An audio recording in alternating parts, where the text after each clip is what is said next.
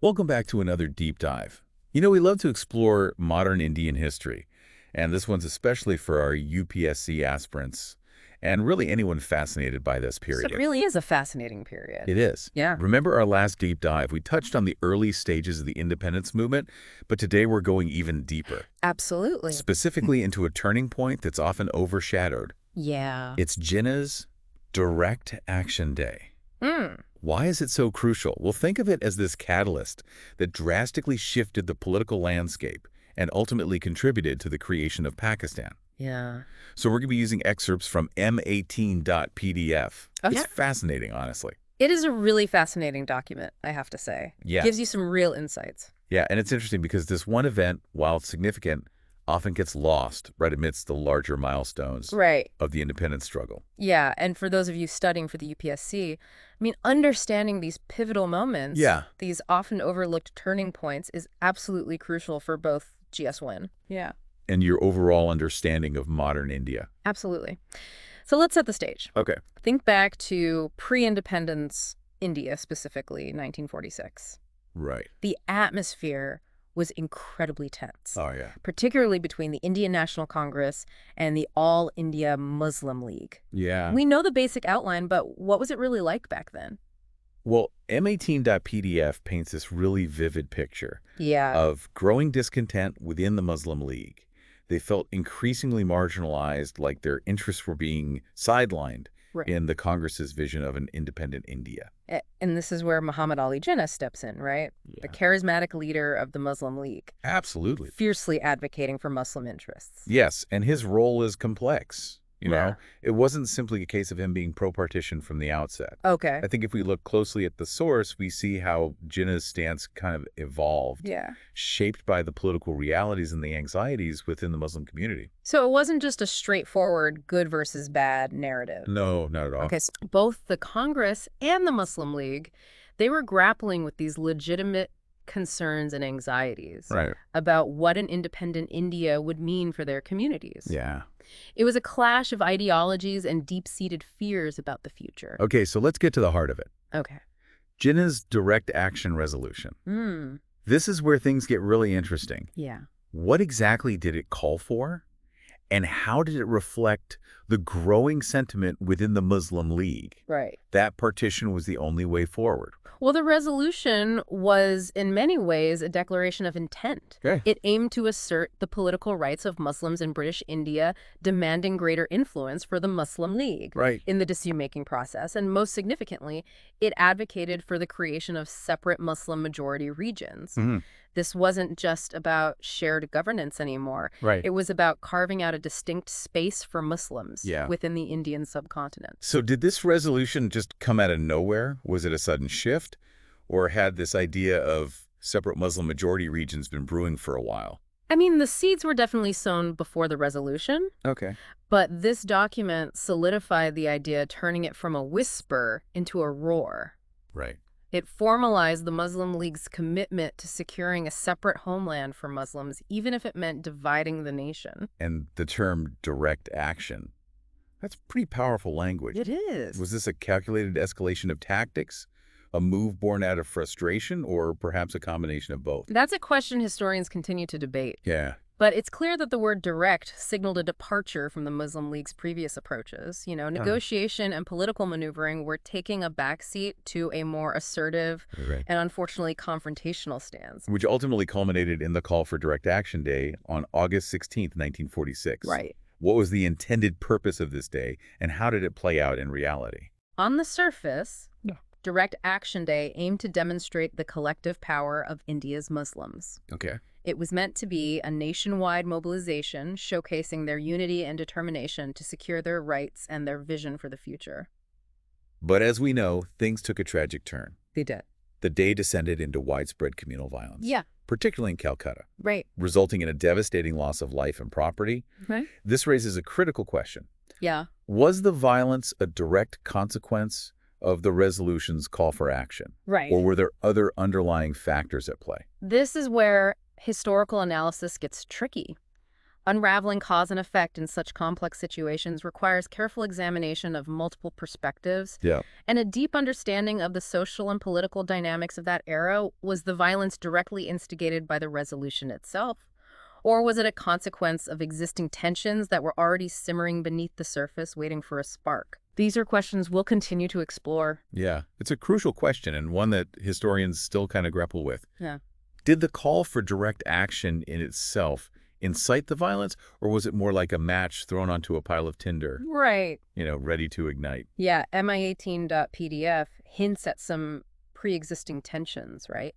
The anxieties that were already fueling the fire. Absolutely. It's heartbreaking to think about the human cost of that violence. So many lives lost, so many families torn apart. And for our UPSC aspirants, this is where the historical facts and figures intersect with the human element, Yeah. Imagine studying for this exam knowing that these events weren't just abstract concepts, but they shaped the lives of millions. It adds a whole new dimension to your preparation. It does, absolutely. And the repercussions of Direct Action Day extended far beyond the immediate aftermath of the violence. Right. I mean, this event tragically set in motion a chain of events that drastically altered the course of India's independence movement. So even though the violence itself was horrific, the real impact was more about how it shifted the political landscape. Precisely. Think of it like this. Before August 16th, 1946, the idea of partition was still being debated, considered a radical solution by many. Okay.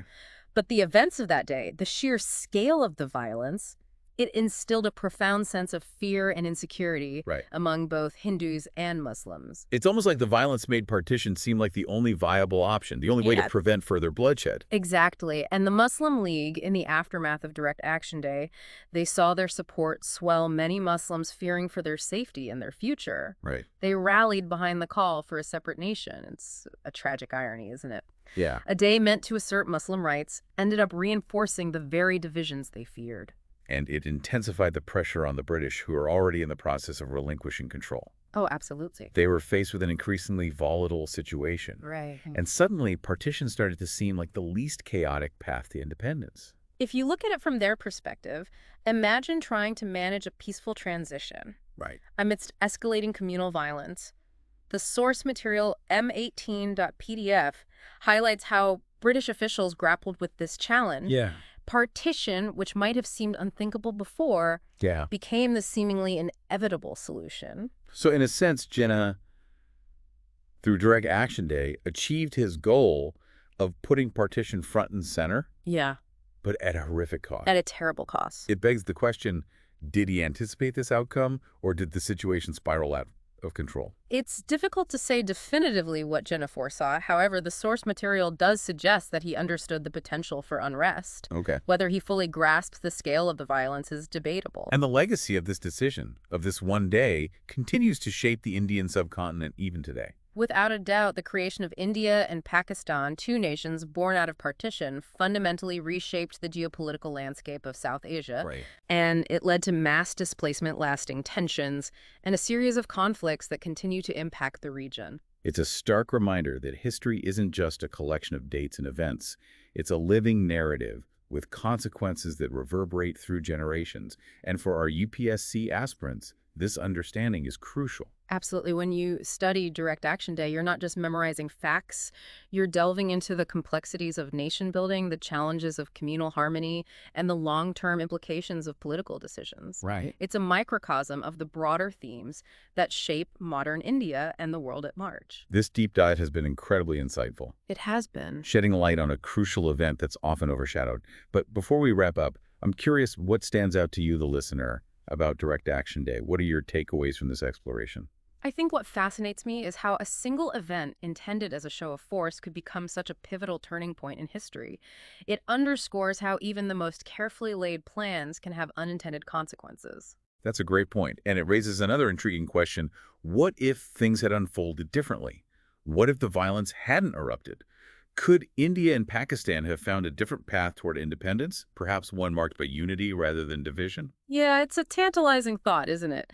To imagine a different course for history, one where the events of that day hadn't spiraled into such devastating violence, could there have been a path toward a unified, independent India where Hindus and Muslims coexisted peacefully. Those what-ifs are always fascinating, especially when we're dealing with events as pivotal as Direct Action Day. But as we step back and look at the bigger picture, what are the key takeaways for our listeners, especially those gearing up for the UPSC? Well, I think one of the most significant lessons is the sheer power of a single event to reshape the course of history. Direct Action Day, intended as a demonstration of Muslim unity, became a catalyst for division, pushing the idea of partition from this fringe concept to a seemingly inevitable outcome. It's a stark reminder that actions have consequences, often unintended ones.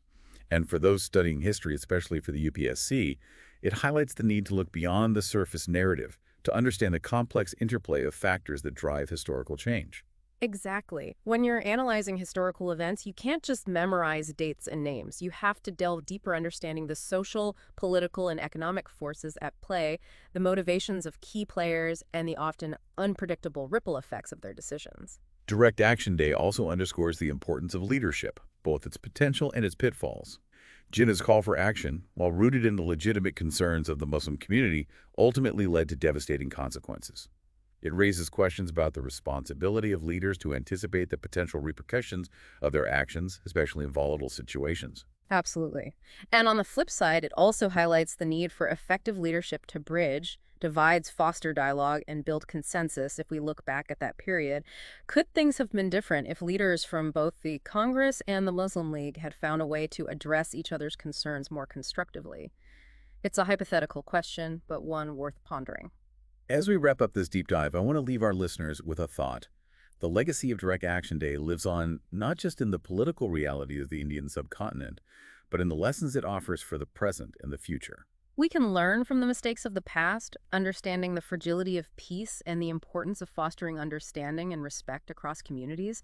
It's a message that resonates not just in India but globally, reminding us of the ongoing need to bridge divides and build a more just and equitable world. And for our UPSC aspirants, remember studying history isn't just about acing an exam. It's about developing a deeper understanding of the forces that have shaped our world and using that knowledge to create a better future. We've only scratched the surface of this complex topic today, but hopefully this deep dive has sparked your curiosity and given you a new lens through which to view the events leading up to India's partition. Don't forget to check out the show notes for additional resources to continue your exploration.